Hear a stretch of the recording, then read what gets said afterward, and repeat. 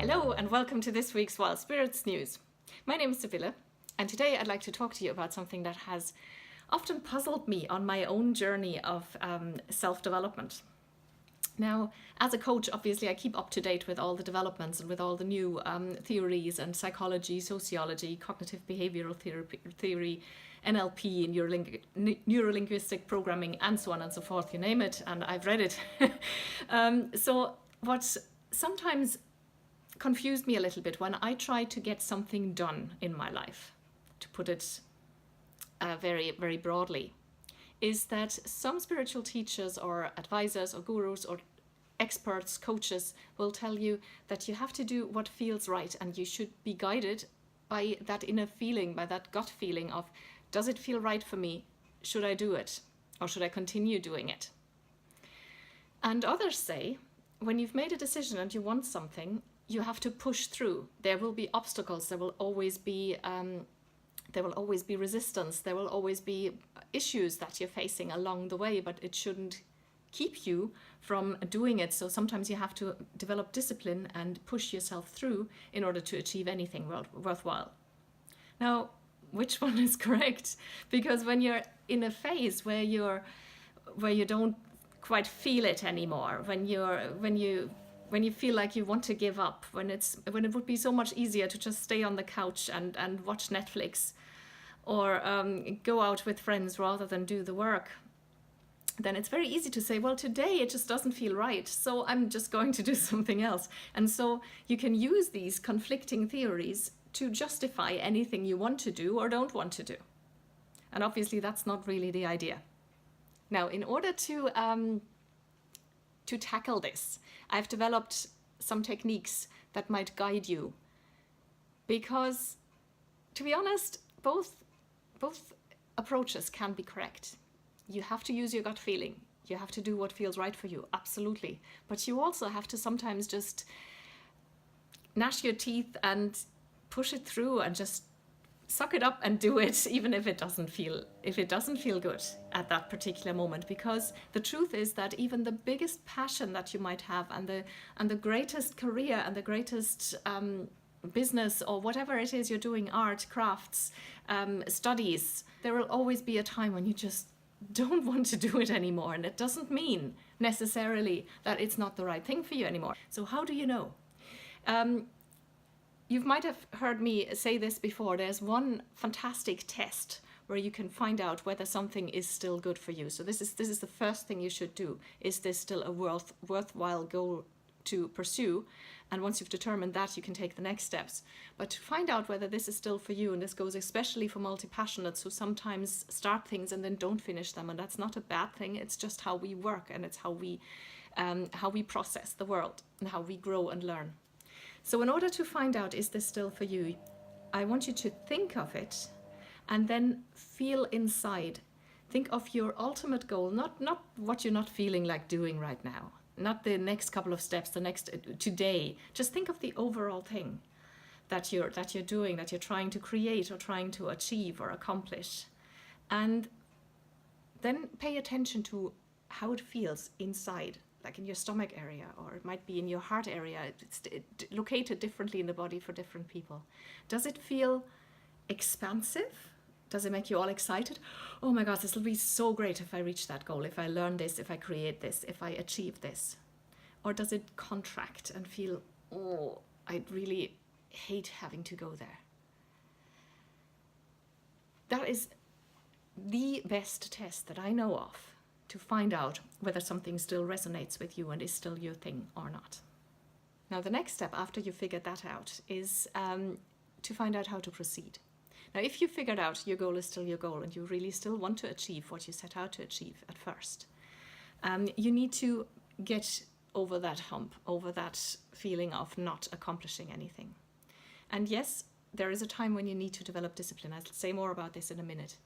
But at first I want to say, our world celebrates people who gnash their teeth and push through and tough love and get there by work and by self-denial and by, you all know these stories, the Rocky stories, the type of stories that they are inspirational because people have overcome adversity. But at the same time, it glorifies denying yourself, ignoring the pain, physical or emotional pain that you might be feeling. And I'm sometimes questioning whether that is the right approach. Especially we as women tend to be very unforgiving and harsh with ourselves.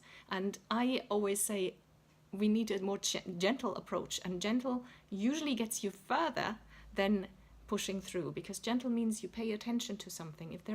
If you're trying to achieve something sports-wise, if there's a pain in your body, it might alert you to something.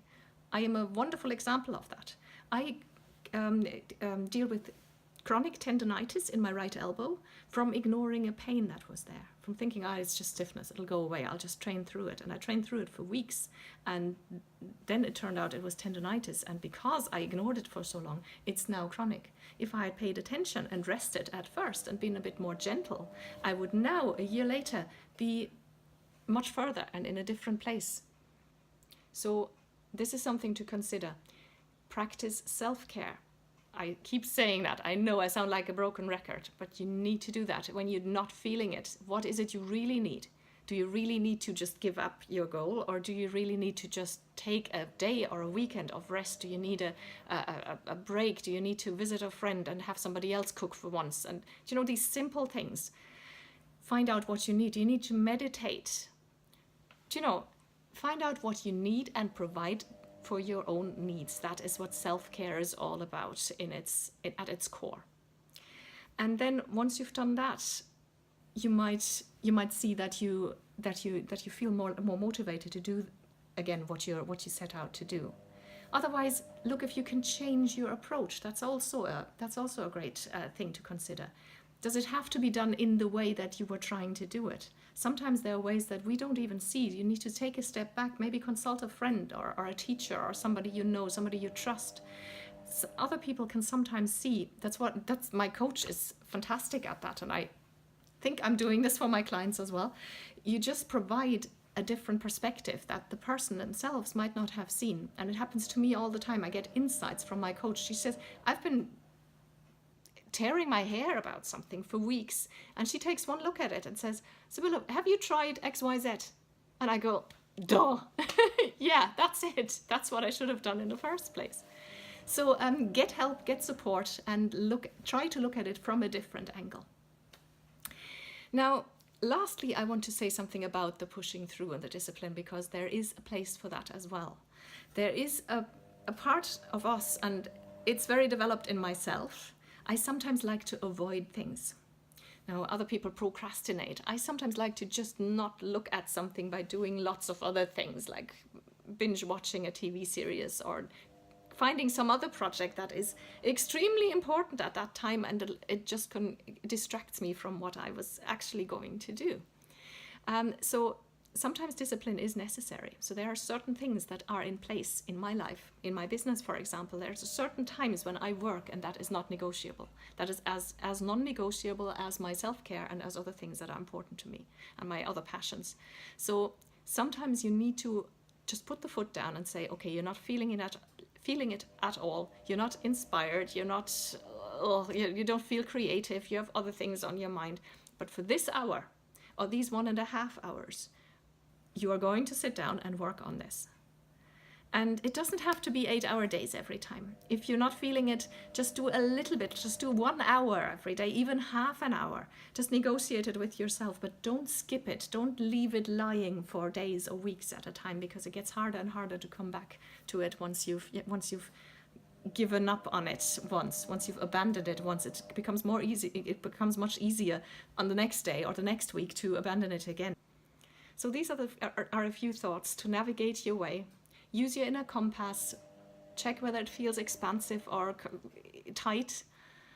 And when you find that it's still a goal that is worthwhile pursuing, then go through the steps that I described and keep going for it, because this is your dream, this is what you want to achieve, and it's definitely going to be worthwhile once you've achieved it. If you would like a written abstract of what was said in this video, as well as lots of background and insider information, recommendations of books and other resources, and regular exclusive offers exclusive to subscribers, go to wildspiritscoaching.com and fill in the little form, which will get you a weekly email with coaching magic directly to your inbox. Your data is completely safe with me, so go to wildspiritscoaching.com and subscribe. You can also Google Wild Spirits Coaching, which will also get you to my website. Thanks for watching.